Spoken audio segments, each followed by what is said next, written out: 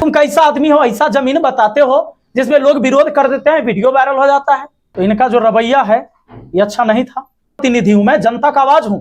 अगर जनता ने मुझे वोट देकर चुना है, इस 5 केजी के 5 केजी राशन प्रति व्यक्ति मिलता है, बाकी जिला में क्यों नहीं मिलता है।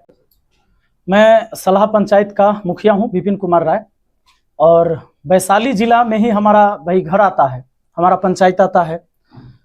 तो हम अपनी समस्या लेकर आए थे डीएम साहब के पास, जो डीएम साहब है यशपाल मीणा। तो इनका जो रवैया है ये अच्छा नहीं था। और जब हम अपनी समस्या लेकर आए थे एक पंचायत का, चूंकि पंचायत सरकार भवन बनना था, वहां पर अतिक्रमण किए हुए कुछ लोग हैं जमीन को, जिसको सीओ के द्वारा और बीडीओ के द्वारा और एसडीओ के द्वारा खाली भी करवाया गया। और खाली करवाने के बाद एक बड़े नेताजी का फोन आता है उनके पास, क्योंकि डीएम साहब खुद हमको बोले अरे तुम्हारे नेता का फोन आता है।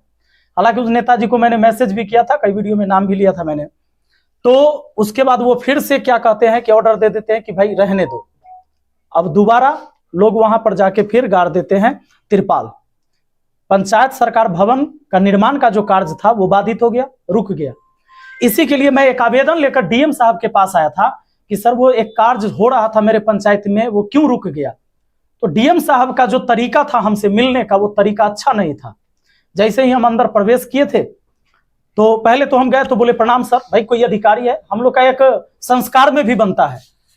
तो उन्होंने कुछ बोला नहीं। हाँ कौन हो तुम, उनका शब्द पहला निकलता है कौन हो तुम। बोले कि सर हम सलाह पंचायत के मुखिया हैं, विपिन कुमार राय नाम हुआ हमारा। हाँ क्या बात है। मैंने बोला कि सर हमको पंचायत सरकार भवन निर्माण के संबंध में बात करना है आपसे। हाँ क्या बात करना है। अरे तुम कैसा आदमी हो, ऐसा जमीन बताते हो जिसमें लोग विरोध कर देते हैं, वीडियो वायरल हो जाता है। हम कि सर सरकारी जमीन बताया जाएगा ना आपको, सरकारी जमीन में ही पंचायत सरकार भवन बनेगा। और जो एनओसी दिया गया सीओ के द्वारा, उसके बाद ही तो वर्क ऑर्डर पास हुआ। तुरंत वो कहते हैं इसको बाहर निकालो। ये बात बुरा लगा, क्योंकि एक जनप्रतिनिधि हूं मैं, जनता का आवाज हूं। अगर जनता ने मुझे वोट देकर चुना है, इसका मतलब वो अपनी आवाज बनाया है मुझे। फिर उन्होंने दोबारा मुझसे पूछा कि तुम मुखिया है कि तेरी मां मुखिया है। मैंने बोला सर मैं ही मुखिया हूं। तो फिर उसके बाद भी उन्होंने कई सारे शब्द कहे कि तुम नया नया अभी मुखिया बने हो। उन्होंने पूरे बात करते टाइम में 3 बार बोला कि अरे इसको बाहर निकालो। लेकिन मैं सैल्यूट करता हूं उन जवानों को जिन्होंने मुझे, किसी ने जबरदस्ती बाहर नहीं निकाला। और उसके बाद हम उनको बोले कि कम से कम मेरा आवेदन तो ले लीजिए सर, हम लिख के लाए हैं, पढ़ लीजिएगा। कहे कि नहीं लेंगे। उनकी काहे नहीं लीजिएगा, तो नहीं लेंगे। तो फिर हम चले आए, हम बोले कि थैंक यू, धन्यवाद। हालांकि वही आवेदन आज दोबारा मैं लेकर आया था और मैंने लोगों से आह्वान किया था कि भाई आपकी भी अगर समस्या, ये मेरी समस्या थी, अगर वैशाली जिला के किसी भी व्यक्ति का समस्या है तो अपनी अपनी समस्या लेकर पहुंचिए डीएम कार्यालय आज 11 बजे। हजारों लोग आए यहां पर। जब हजारों लोग आए, बहुत सारे पुलिस प्रशासन की व्यवस्था भी थी, अच्छी बात है। मैं भी चाहता था कि कानून की धज्जियां न उड़े, जो सारी चीजें हो वो संवैधानिक तरीके से हो, और व्यवस्थाएं पूरा दुरुस्त था प्रशासन की। वहां पर बहुत सारे लोग पहुंचे, सब अपना अपना आवेदन लेके। हालांकि डीएम साहब गायब हो गए। अब पता ना काहे गायब हो गए, अब तो वही जानेंगे, आप लोग जाके पूछिएगा। क्योंकि इससे पहले मुझे पता चला था, कुछ लोगों ने बताया कि वीसी हो रहा था और कहा गया कि 1:30 बजे से मिलेंगे लोगों से। बहुत सारे लोग आवेदन लेके जब गए थे तो कहे कि 1:30 बजे से मिलेंगे। तो हम भी तैयारे थे, 11 बजे न गए, हम सोचे अब 1:30 बजे जाएंगे कि डीएम साहब मिले। लेकिन डीएम साहब हो गए गायब। तो अब मिले एसडीएम साहब। उन्होंने कहा कि सर आप अपनी समस्या मुझे बताइए और आपकी समस्या का समाधान हम करेंगे, इसकी जांच होगी, कार्रवाई होगी। तो मैंने उनको अपना समस्या बताया, अपना आवेदन दिया, उन्होंने आवेदन स्वीकार किया। और जितने भी लोग आए थे मैंने अपील भी किया कि भाई आप आवेदन दीजिए, चूंकि अब डीएम साहब तो गायब हैं, डीएम साहब है नहीं, तो आप उनको आवेदन दे सकते हैं। और मैं एसडीएम साहब से फिर जानना चाहूंगा कि कितने आवेदन आए और कितने आवेदन का निपटारा हुआ। हालांकि मैंने ये भी कहा है कि ये भी आश्वासन दिया जाए आवेदन लेने के बाद कि आपके इस आवेदन के समस्या का निपटारा कब तक होगा। चाहे कोई भी व्यक्ति, या तो वो राशन कार्ड बनवाता है, तो राशन कार्ड जब बनवाने जाएगा तो आप अप्लाई करिएगा, तो ब्लॉक की स्थिति यह है कि पहले रिजेक्ट हो जाएगा फॉर्म।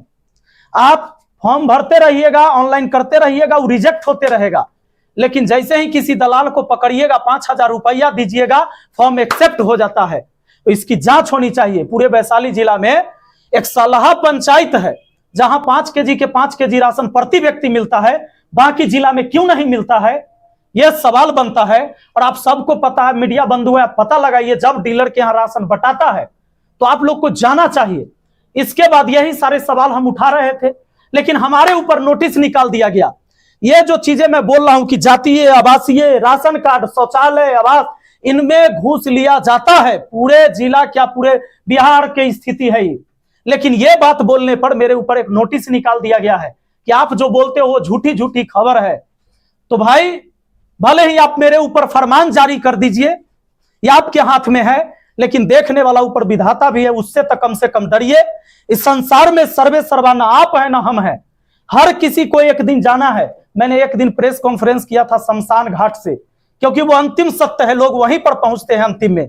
तो किसी को यह गुमान न रहे, चाहे वो मुखिया हो, विधायक हो, मंत्री हो, संतरी हो, अरे मिलना तो उसी मिट्टी में सबको है।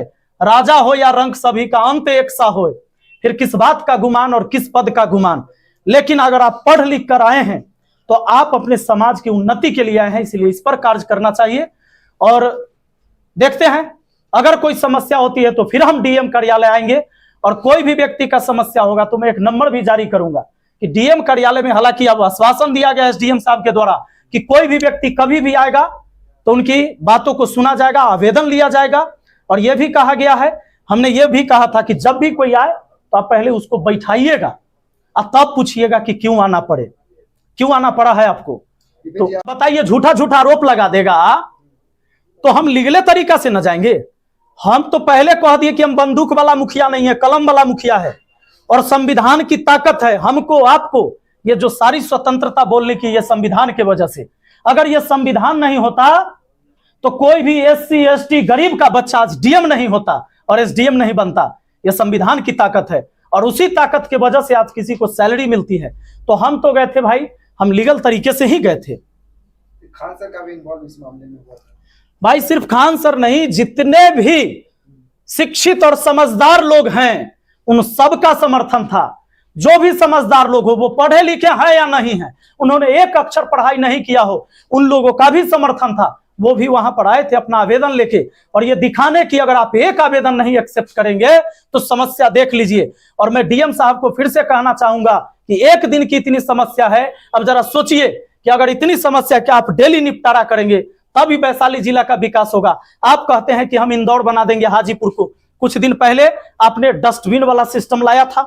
अभी लोहिया स्वच्छ मिशन अभियान के तहत हर पंचायत को स्वच्छ बनाना है, और डीएम साहब ने खुद कहा कि हमें इंदौर बनाना है। आप बताइए, ये जो पॉपुलेशन तो बढ़ ही रहा है, छोड़िए पोल्यूशन, जो एयर इंडेक्स क्वालिटी आप देखिए, पटना से बेकार हो गया हाजीपुर का, कैसे आप इंदौर बना दीजिएगा? क्या मॉडल है आपका? इस पर बात करना चाहिए। आवेदन पर कार्रवाई करनी होती तो फिर आगे क्या? तो फिर आगे के बात होगा, फिर जी बड़ा आंदोलन होगा।